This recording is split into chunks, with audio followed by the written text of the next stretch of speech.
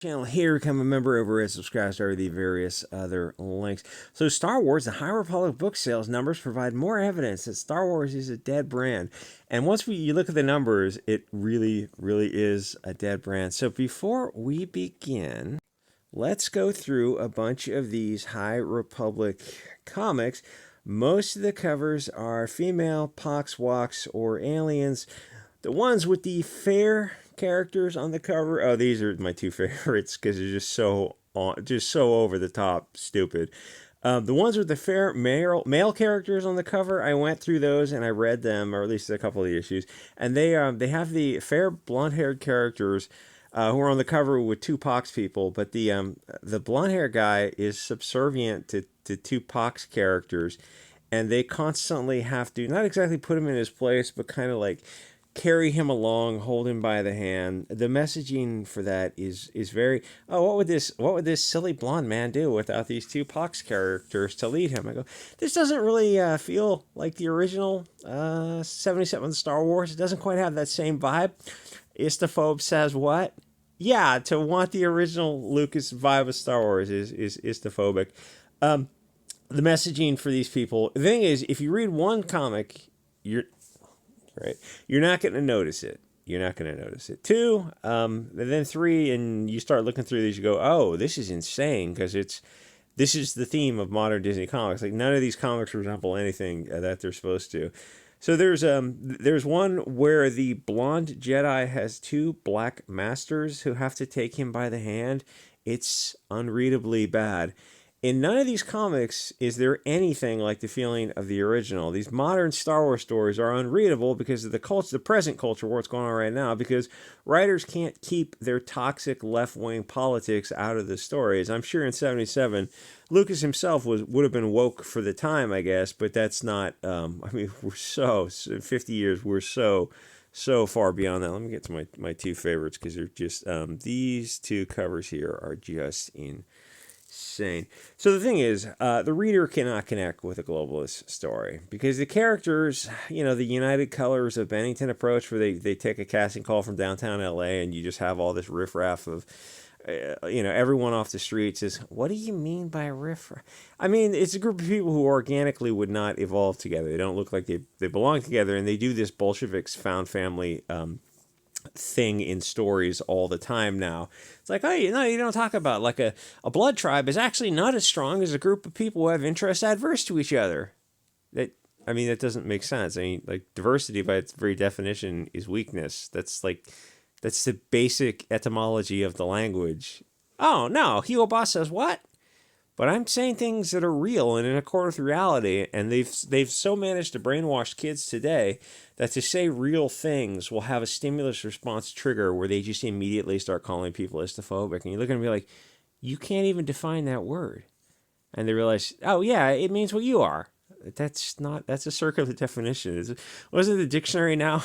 One of the dictionaries defines woman as not a man, and then you look at the male definition, men definition, and it's not a woman. You're like, that's I don't think that's a civilization that's doing too well. This shouldn't be in any dictionary. Those words have meanings? Not really. Not really anymore.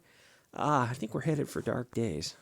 So yeah, Disney killed Star Wars. That ship is way sailed. If you still have some glimmering of hope, like you're not really paying attention to what's going on, let me just abandon all hope, ye who enter here. The thing is, the less crazy people at Disney are, yes, it's just, so your audience is what, 95% male? Yeah. And they want to see a woman take the lead? Oh, no, not at all. They want to see males who look like them take the lead. Oh, so why are you doing this? I don't know. I know it's the globalist agenda. It's like they're pushing a certain narrative. That's why they're doing it. They don't care about money. Anyway, so the people, there are people at Disney who know what's going on. Not everyone is crazy, but they just don't care. It's just a paycheck to them, and you cannot pay people to care about something. They can pretend to care, but eventually it all falls apart, as you're seeing with that looks like Warriors Come Out and Play. What was that movie called with Sean Penn and this 70s or 80s or something? It looks, this doesn't feel like Star Wars. Istaphobe says what? Because I'm saying the original trilogy had a certain look and vibe to it. Can you try to make it look like that? No, that's just a bridge too far. We just can't do that. We're globalist transformative, not nationalist curative. Anyway, your guideline through all of this should be that concept of transformative versus curative split. Are you honoring the artist's original vision or not? And they're like, dear God, no, we hate the original artist, whether it's Tolkien or Lucas or whoever. Who's the guy who wrote the Wheels of Time? Robert Jordan. I think the Amazon made a Wheels of Time show, and I guess nobody watched it and nobody talks about it anymore. It's kind of weird. So I was going to ask, if you're not honoring the original artistic vision, why not? But really, that question doesn't matter because people don't want Disney's interpretation of Star Wars. They want the original. What are these sales figures? These are probably a little too small to see. They want the original Star Wars. Go back and look at the story that started in 77. Study it and the whole vibe of it, and say we're going to stay within that framework, because to depart from it is to interject our own story, in this case Disney, but Lucas was the creator that developed something that people generally loved. Trying to explain, yeah, it was a little bit before my time, but the hit, you can go back and watch the audience reaction to Star Wars and people waiting in line to go see it several times. Imagine people waiting in line to go see a movie several times because that was how good it was. You can't, because there's just nothing that compares to that nowadays. It's kind of its own video. Honestly, the study, there's probably a good 12 hours of Star Wars material from the 70s and 80s, like people making videos behind the scenes about Star Wars. That's vastly more, and that's still on YouTube, and it's way more entertaining than anything Disney's ever going to come up with in any capacity, or to be fair, anything that Hollywood's going to come up. Anyway, Disney people want Lucas 77 vibe of Star Wars, but to Disney that's of course inconceivable, because the only reason they paid billions for the rights is to simply use it as a vector to push a narrative, and you know what narrative I'm talking about. People don't want the Disney narrative. Disney didn't create Star Wars, like Amazon didn't create Lord of the Rings, or they did the same thing to The Witcher or Willow and like Rings of Power and everything cool that could have been fun. They just take it and they just F it to deletion. They buy the rights to these things to use them as transformative vehicles to push their agenda, their pox, walks, furry degeneracy good, and blonde hair, blue eyes bad. Disney, or Lucas, told the hero's journey of blonde Luke out to save or kill the dragon. Disney's telling an entirely different story from the warrior monk framework, who comes home from the wars, he starts a family, and he's got the next generation of kids to carry on the Jedi tradition, at least in the extended universe. I think he married Maria in that universe, which is kind of sticking with some biblical themes here. So here's how Disney is different. A woman in her 20s, her prime fertile years, what was that chick's name, the English girl who was in the role? She goes on the hero's journey to simply kill the bad guy, and there's a romance involved, but it doesn't go anywhere because she don't need no man. But a young woman cannot go on a hero's journey and have it connect with the audience unless it results in her meeting the man that she's going to have a family with, because a female soldier goes against everything human, because biologically young fertile women are much more valuable than young men. They're somewhat expendable. That's why they go on these growth journeys, heroes journeys. That's just the way of the world. But Disney is a bunch of filthy globalists, lizard people, who are pushing this weird left-hand path, but they don't take the audience with them. Anyway, so that's the film universe structure. Oh, that looks cool. Who is it's telling you the vibe of Disney. It's not a money-based company. They're following a religion. Bolshevism is a religion. It's a cult. So in their book and graphic, it'll work this time. Press F to doubt. So yeah, go talk to some Russians. So in their book and graphic novel universe, if you remember Kathleen Kennedy talking about how they had nothing to draw from, honestly, these people give you the best quotes, and you're thinking it'd be cool if you could interject some of those quotes you're talking about, that video footage. Yeah, this is on a cell phone, so it's a little bit of a challenge. It's a little bit impossible to do that. I mean, there's zero editing and that kind of stuff. But you probably know the clip. Use your imagination. I'm sure you know the clip I'm talking about, where Kathleen Kennedy is saying, like, we have nothing to draw from. Now I feel guilty, because she seemed to forget that the extended universe of Star Wars writers, those thousands of books that were written in the extended universe, and I think there are literally over 1,000, slipped her mind for some wacky reason. Those well-loved and, more importantly, well-selling books and graphic novels or whatever that connected with an audience. Well-selling means it connected with an audience. People seem to forget that these are fans, but they're customers, because this, like, we don't live in Narnia. There's not some magical fairyland where, like, you have to connect with the audience and then get their money. It's, getting, like, stuff for free is a certain headspace psychology, but then getting people to pay you is an entirely different way of that's a different psychology, and you kind of learn that when you get online, you start making videos, and people start actually paying for the content. That's a different thing, and it seems like in the comic industry itself, I know, a little departure, a lot of them don't understand that, because they're like in this Twitter world where likes and comments and retweets and all that kind of stuff, yeah, those are all free, and those don't actually move the needle. Actually, selling your comic moves the needle. But it's the whole headspace difference between YouTube video presentations, like 10-minute videos, interacting with the audience, the chat in the comments, and Twitter, where it's more of a monologue and not a dialogue. Like, anyone can give off like a little couple of sentences of a short pithy tweet, and they have these like huge social media footprints. But then you look at the sales, it's like, yeah, this doesn't translate. It's like, yeah, because the Twitter is free. It's like Twitter isn't tied into money, where YouTube is more tied into money. Like, if you have 10,000 followers and you're in the comic book sphere, you have 10,000 followers on YouTube, and you want to go sell a comic, and you're tied into the Comicsgate network, you're probably going to be successful. You're probably going to get that $30,000 for that first comic. Where if you had you could have like 50,000 followers on Twitter, and you wouldn't even get the thing off the ground, because it's a whole different audience. Anyway, so I know people are confused about Kathleen Kennedy, why she was hired, or, other people working for them too, like why they stayed on for so long, why she's there. She's there because she's doing exactly what Disney wants her to do. And once you understand that, you start to understand that Disney's not a publicly traded company. It's a machine pushing something else, which I know sounds crazy, but it sounds less crazy now than it used to. It's like you put on the They Live glasses, and suddenly you look at this jural entity, this corporal form of a corporation, and it's this living, breathing machine pushing a narrative, and it has nothing to do with dividends and growth and stock prices, anything to do with that. It's like that's the public face of it. That's to abide by the bylaws of incorporation in Delaware or whatever. But that's not what Disney is. It's this demonic machine. Imagine something steampunky here. So 10 years ago, in the extended universe, was the Heir to the Empire series by Timothy Zahn, which was a trilogy that was a solid hit in 2014.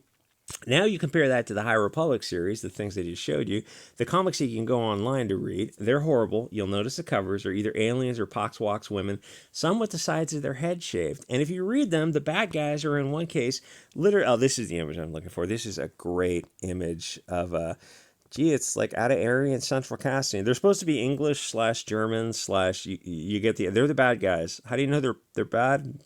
I mean, why don't you just have Hugo Boss do the uniforms for you? The thing is, the bad guys are all there's gonna be an overrepresentation. There's, like 15 High Republic comics, and I mean, honestly, I could do a video analysis on it, but it wouldn't pay for itself. It would take a lot of time, and there would be no return on it. But the bad guys in one case are literally a blonde-haired, green-eyed boy who looks like Luke Skywalker, and the little black girl has to be the voice of the moral authority, which is a theme you're going to see repeated all the time if you go through and read those dozen High Republic comics. And if you really want to put your kind of finger on the pulse of where the culture war is right now, and these comics, I think they started in 2021, and I've read a lot of them. Just go through and you'll know what I'm talking about. And the things I say that sound, oh, you must be some istophobic Hugo Boss, just tinfoil hat. And then you read the comics, you're like, oh, damn, this is all actually happening. It's like, well, yeah, and if you try to tell people about it, they'll think that you're crazy too. Welcome to the party. Anyway, which is the theme of the, the blonde-haired, green-eyed kid being bad, and the POC girl is going to be the moral authority. That theme you're going to see repeated all the time. You can draw a chart of, if alien antagonists, then they'll be male, and then it'll be a situation where female power over male, of course. And if human, then blonde hair or light hair and green or blue eyes. And it really, that correlation really is that tight of, it's specific. It's not just light hair, it's specifically blonde hair. And it's not hazel eyes or dark eyes, because then they might confuse them. Those could be anybody around the world. Most Earth has dark hair, dark eyes. But even with fair skin, it's like they won't even go that far. It has to have green or blue eyes and blonde hair. They want you to know who your hatred should be reserved for. and your hatred is reserved for people who look like this, out of World War II Aryan Central Casting. In this case, they're supposed to be English, but you get what they're trying to portray here. They want you to hate these European people. So, and there's one issue where they have a lecture on "I poop you not" pronouns. That one made the news. Binding of Comics talked about it, and it kind of splashed around Twitter, and people go, "Wait, we love this. We're gonna buy the hell out of the comic." And you look, and it's like, but you didn't buy it. It didn't sell. None of these comics, the graphic novels sell. Neither do the books based on the graphic novels. None of this stuff sells, as we'll get into the numbers in a sec, because everything on Twitter is free. Anyway, as people are starting to learn, like people are finally, you look at the people in the mainstream comic industry and you go, yeah, maybe you guys should get on YouTube. Like Comicsgate started over 5 years ago. I don't even remember when it started. You look at people in the mainstream industry, it's like their stuff is getting smaller and smaller and smaller. You think, yeah, you guys should really like do something. What, Drink and Draw? Yeah, Drink and Draw. Those guys are terrified to talk about anything real, so they never do, because they'll get canceled by their own side. And that's another video. It's like even the left wing is starting to become aware of cancel culture, and they realize like it's kind of crippling them. They're not able to do anything, or they're kind of slaves to the people who will invoke cancel culture. It's the one of the actresses from She-Hulk actually came out and started talking about it, which is a trip. I look at this article and I look at her and I go, oh, I guess you just retired from Hollywood. I guess you got some money in the bank, because to come out and it was a very mild statement. I'll cover it next, but it's like, yeah, I guess you just retired. That's kind of what that stuff means. Anyway, nobody cares about pronouns. Everyone knows it's just a fad that is already starting to fade away. No offense if you're an edgy 13-year-old who thinks they're they them or something. Anyway, so the sales figures for these new High Republic Pox Walks books come out.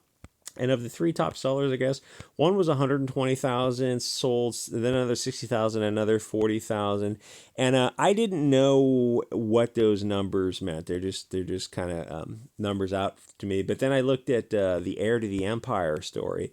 Yeah, gee, this stuff's not selling so well. Shocking. And the Heir to the Empire, which felt like a real, gee, I can't imagine why this didn't. What are you saying? I'm saying people don't buy what you're selling. Oh, well, they're all wrong thinkers. All of them? So Timothy Zahn sold with the Heir to the Empire trilogy, or I think it might have even done more. They might have carried on from there. It's 15 million copies. That was 11 years ago. So in relative comparison, the Star Wars High Republic stuff is selling under 100,000, and he sold 15 million in 2014, which kind of doesn't make sense, because you think, well, Disney bought the brand before that, but they came out the first movie in 2015. You'd think they would grow the Star Wars legacy, grow the brand quite a bit. Yeah, what's the color of the sky in your world? They tried to do that, and they actually shrunk the band. They paid $4 billion for the rights, partial rights to Star Wars, and they couldn't capitalize on it. And you think, that's insane. That's what I'm telling you. It's not a business. It's this living, breathing, globalist, demonic, steampunk-powered entity to push this narrative. So that begs the question, what changed in 11 years? Well, in 2015, Disney came out with the Mary Sue Purse puppy, what's-her-face? What's that girl's name? The English girl, I don't know. Who was basically martial arts Jesus Christ, and people knew that Disney was over, which it is. There's no turning the ship around, because this is their express purpose, to push a globalist agenda. So Disney had a trilogy, which was freaking horrible. It wasn't Star Wars, it was Disney. And Disney is just globalist monkeypox and AIDS. How bad was it? Well, Solo came out, and Solo actually bombed, because guys were done with Disney. And I say guys because guys were the target audience, whether Disney knows it or not. Guys wanted to complete the 9-movie series that they started in 77, even if it was a little bit before some of our time. Now, they're in their 40s, 50s, 60s on up, and they're just done with Star Wars. They completed the 9-movie series, and they don't want to get on board with Solo, because the Disney interpretation of Star Wars was not Star Wars. No, like two pox lesbians riding horses and kissing horses in space or something, and then kissing in the background so they could edit it out for China. Yeah, that's not Star Wars, because Star Wars is the vibe of the original. This is just like their version of Frankfurt School kind of nonsense. So when they checked out of that at the end of it, so Solo bombed. People have no interest in getting on board the further stories of Disney Star Wars because it's not Star Wars. And Solo actually lost money, which caused a ripple effect for the future planned releases because they knew that they had to move to the streaming platform because it would cost less money and they were going to try to get the audience back. So they tried that with the Mandalorian. And then they fired Gina Carano. And finally, for a lot of people, they go, okay, this is just the last straw.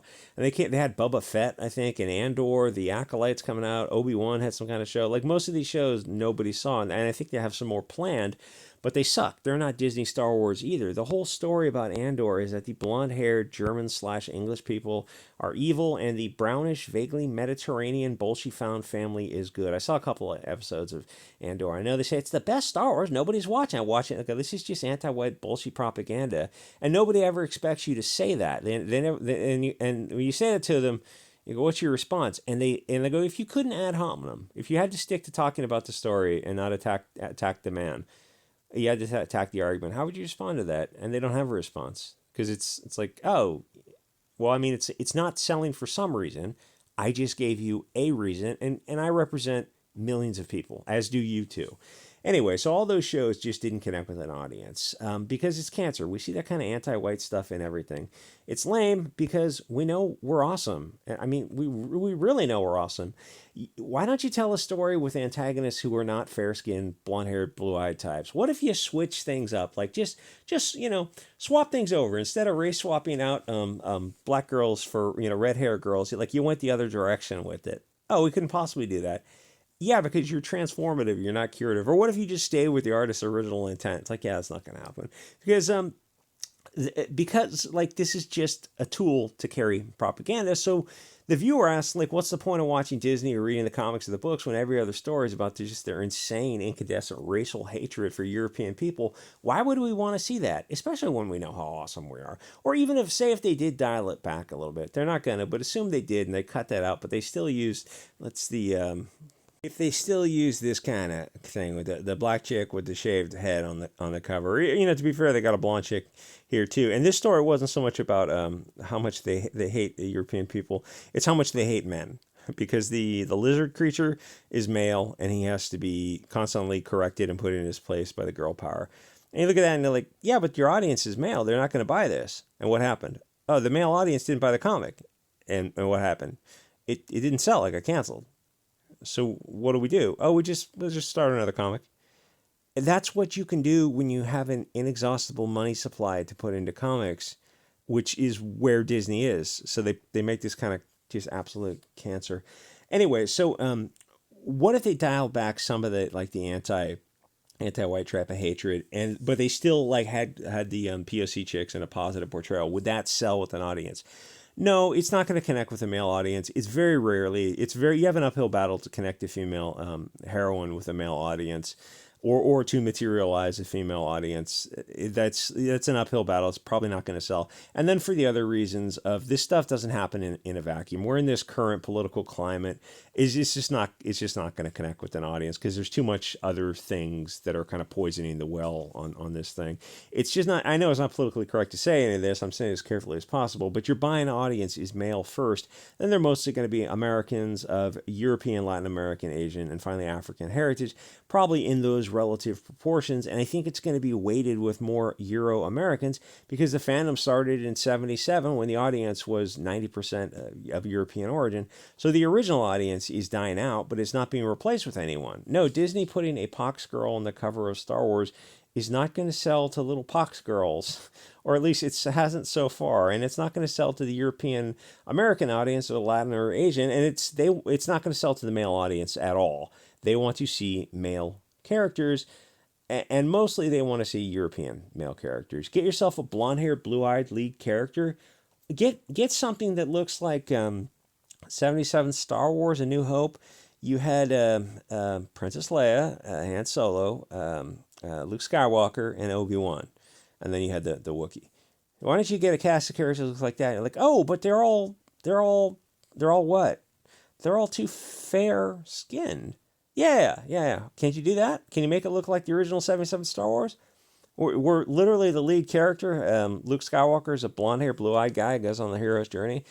And you go through the rest of these covers, And no, they're not going to have any blonde-haired, blue-eyed characters. The one, this character, Star Wars High Republic Adventures, the name is Terror, four episodes. There is a fair-skinned character on it, but his two sidekicks are actually his masters, and they are his black masters, who he calls master in the comic, and they have to kind of carry him along by the hand. So these three people all teamed up together, and one is you don't have the willing suspension of disbelief in a story like that, where I can look at these people and I go, oh, this is just propaganda, it's just bullshit propaganda.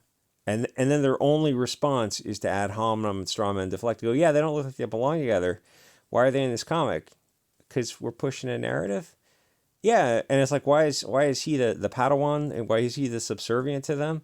And it's not just one comic. You'd be like, oh, okay, I guess this would work for one comic. But you go through every single comic, and it's something like that theme is repeated. In fact, oh God, I mean, this stuff is like, it's when you can scroll through all dozen of these comics and you see it all the time. In fact, this one where there is another fair male character in here, he has to go on his adventures, and there's some sub backstory, something about like colonialism or something, and they have to. It's this one. It's just absolutely, the whole thing is just like they can't just tell a story. There has to be some propaganda in it. And they always talk about comics, and they always go, what do you mean? Stories were always woke. And you go, well, why aren't they selling now? And oh, it must be some other reason. But I just gave you a reason why they're not selling. Can you give me a reason why? How could you turn this around and make them sell? Because we have reasons. We can explain to you what the issues are, and they can't, because the stuff fundamentally isn't selling. And obviously, you're never going to have these conversations with these people because they don't have to, because Marvel Comics, Disney is subsidized by the movie industry, and they're going to have just an inexhaustible amount of money flown in to subsidize all this kind of crap for a while. Anyway, like, comment, subscribe, check out the subscribe star, join us over there. I'll see you guys all next episode.